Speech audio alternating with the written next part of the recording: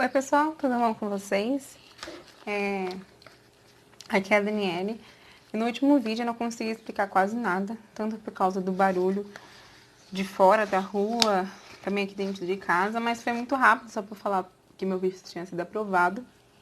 E hoje eu vim ajudar vocês, dar uma mão para vocês em relação à carta de intenção que a gente tem que fazer para quando a gente vai fazer o visto na Austrália. Acredito que outros países também utilizem a carta de intenção.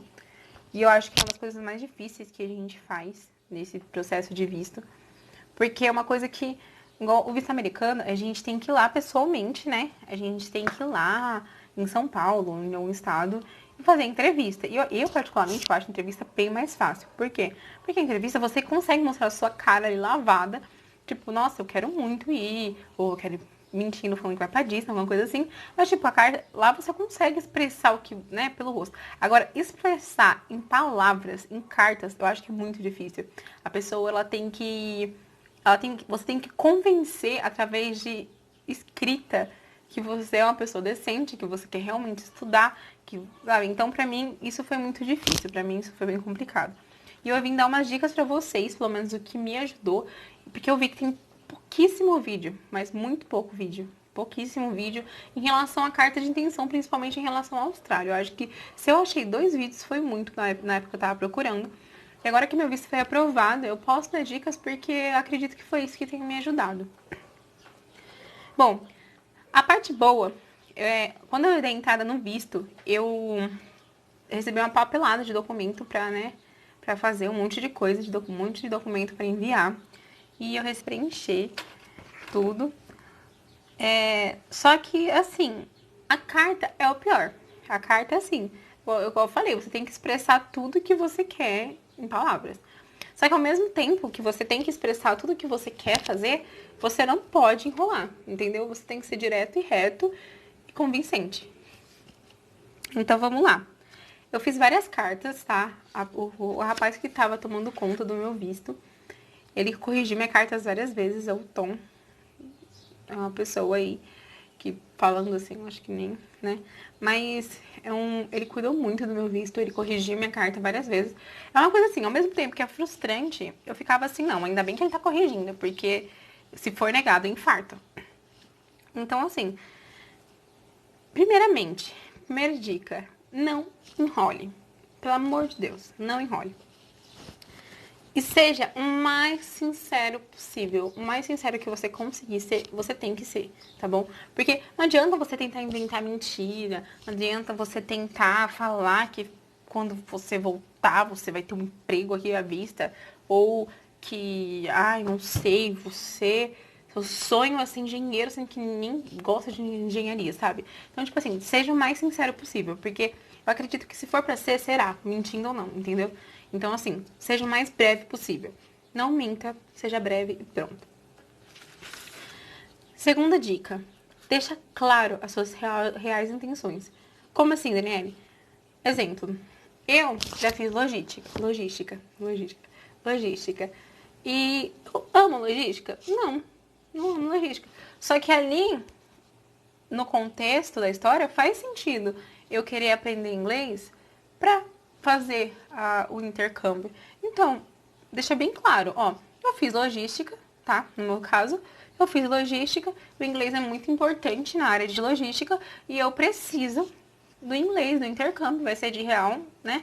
Real importância. E você vai falar que você estudou tal coisa e tenta fazer com que o inglês caiba dentro daquilo, entendeu?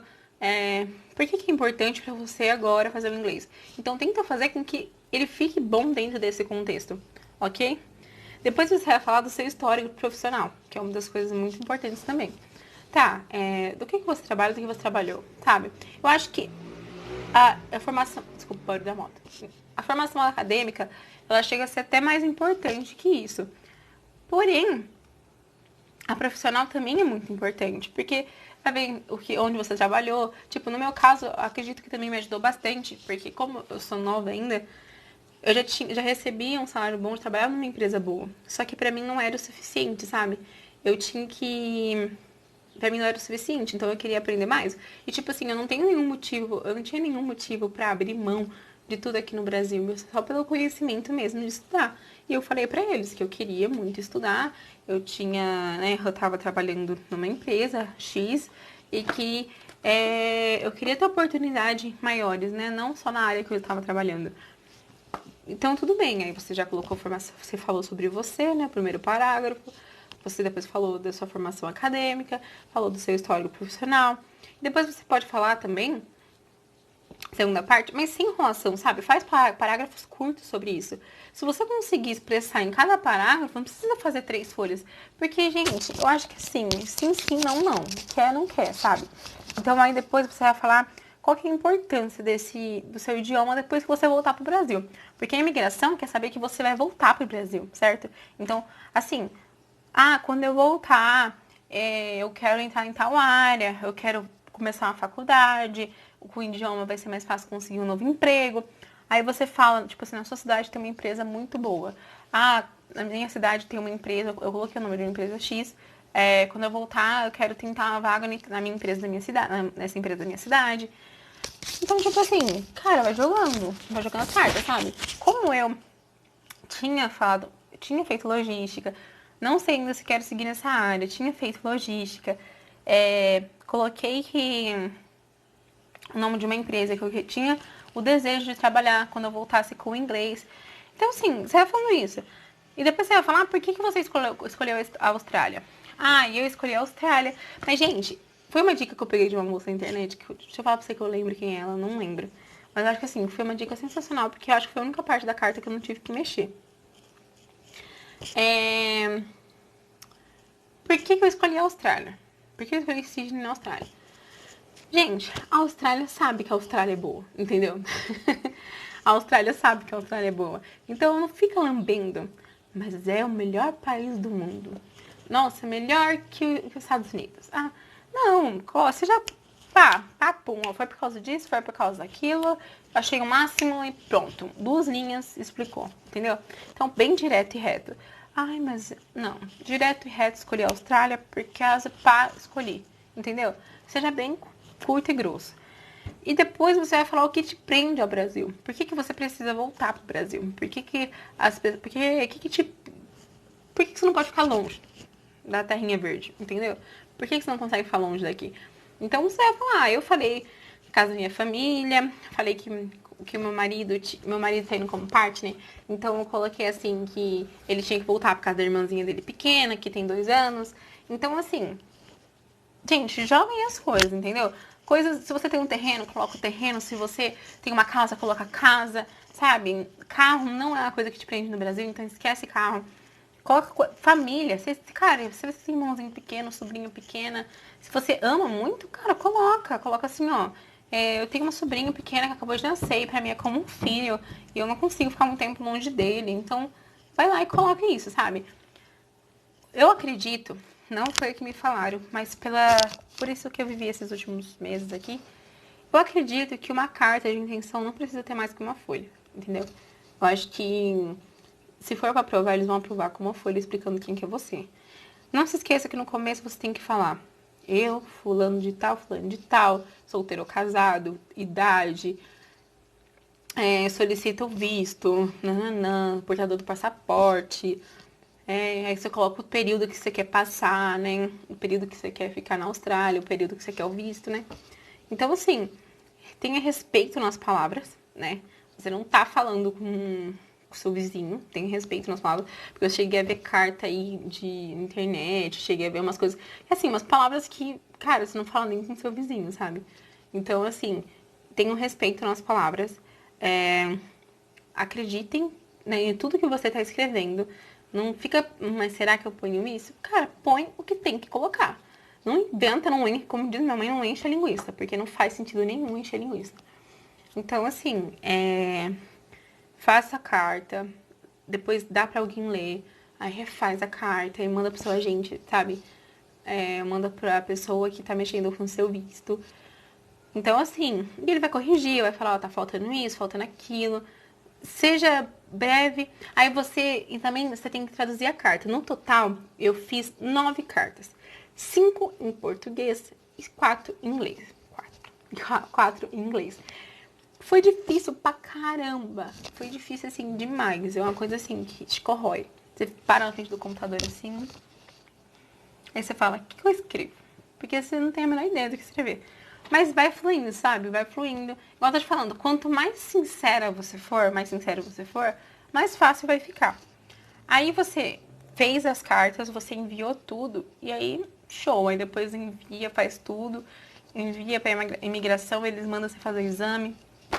Sabe, eu quero muito falar sobre o exame médico, porque pra mim foi muito bacana, eu achei muito interessante fazer exame médico.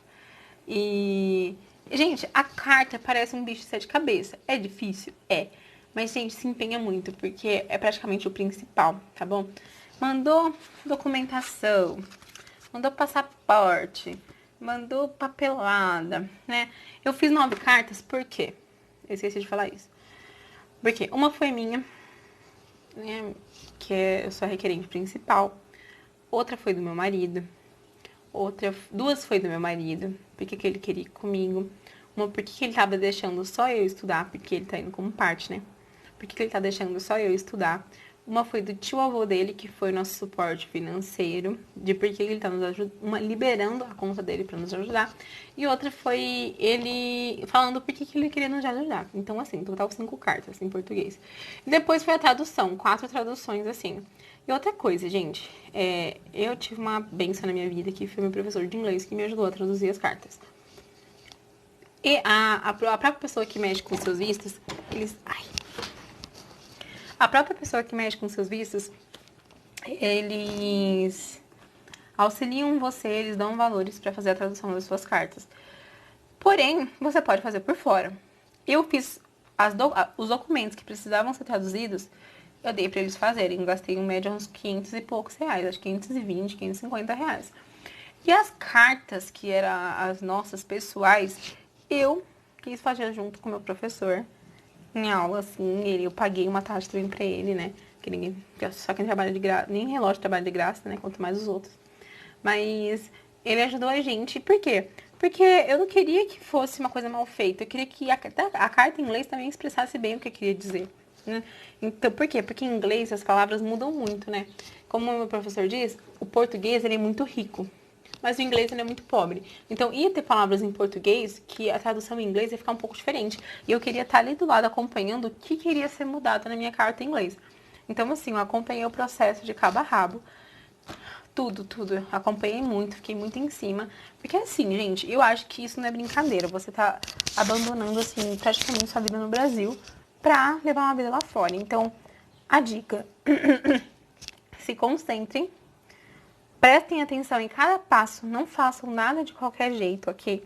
Vai parecer que não tá ficando bom, que tá dando alguma coisa errada, que tá demorando pra sair, mas não fiquem. É assim mesmo, é um processo demorado.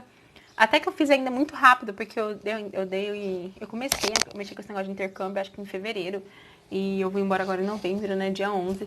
Então, assim, paciência, calma, tá? Não se apavorem, façam tudo como se fosse a última coisa que você fosse fazer. Porque tudo que eu pensava era, nossa, se esse visto for negado, eu não vou sair do Brasil. Na verdade, não. Eu pensava assim, nossa, gente, se eu perder esse dinheiro, é um dinheiro que eu não recupero. E dinheiro é difícil de conseguir, a gente sabe o suor que é, né? A gente tá falando de quase 4 mil perdido aí de visto. Quando eu apliquei junto com meu marido. Junto com meu marido deu quase 4 mil de visto. Então, assim, eu falei assim, não, vamos fazer tudo direitinho e pronto, vamos ficar no pé. E deu tudo certo, meu visto foi aprovado segunda-feira passada. E eu tô muito feliz. Comprei uma passagem, a acomodação já foi. Então, assim, dia 9 eu tô indo embora pra chegar lá dia 11. Então, assim, gente, muito, muito, muito obrigada. Eu espero que essas dicas ajudem você, tá bom? Acredito que se eu tivesse visto um vídeo igual a esse no começo, teria me ajudado muito. Porque a gente chega numa fase que a gente não sabe o que tá escrevendo.